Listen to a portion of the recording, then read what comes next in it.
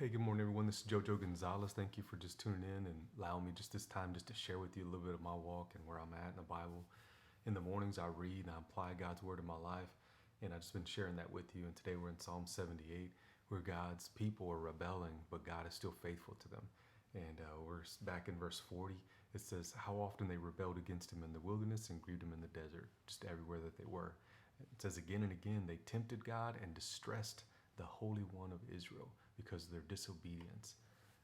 That's a tough word. They distressed God. It says they did not remember the miracles worked by his powerful hand, nor the day when he redeemed them from the enemy.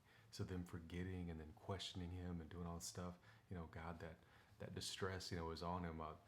And I like hearing that about God because it makes him more personal. It's not like, people think sometimes, he's just this aloof, God that just, doesn't have any feelings, doesn't have any emotions, doesn't care, whatever it is. No, man, God, he does feel, and he's right there with us. So it says, "Oh, how he worked his miracles in Egypt and wonders in the field of Zoan where the pharaohs resided. He turned their rivers into blood and their streams so they couldn't drink." This is the great miracles he did for his people that they forgot. He said he sent among them the swarms of flies which devoured them and the frogs which destroyed them. He also gave their crops over to grasshoppers and the fruit of their labor to locusts. So he was driving, the Egyptians to let go Israel, right?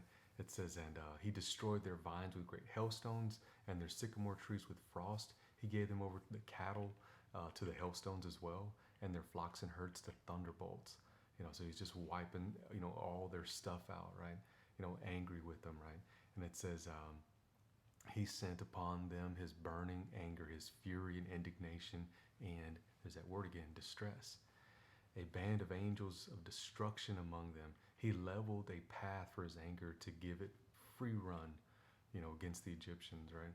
He did not spare their souls from death. He turned over their lives to the plague. He killed all the firstborns of Egypt, the first and best of their strength in their tents of the land of the sons of Ham. But God led his own people, he led his own people forward like sheep and guided them in the wilderness like a good shepherd with a flock. So today I was looking at that contrast between, how God's wrath is and then how his patience and his grace and his forgiveness is. There's that death and destruction. Then there's this sense of, patience and forgiveness, and just waiting, leading us and guiding us. So I like this psalm because of that.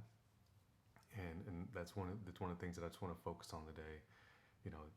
He destroyed all this stuff, and then it says, "But God led his own people like sheep and guided them in the wilderness, a good shepherd with the flock. He led them safely so that they did not fear, but the sea engulfed their enemies."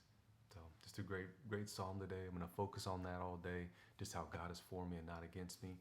I want you to focus on the two. God is for you and not against you. So think about these things. Go about your day. God bless.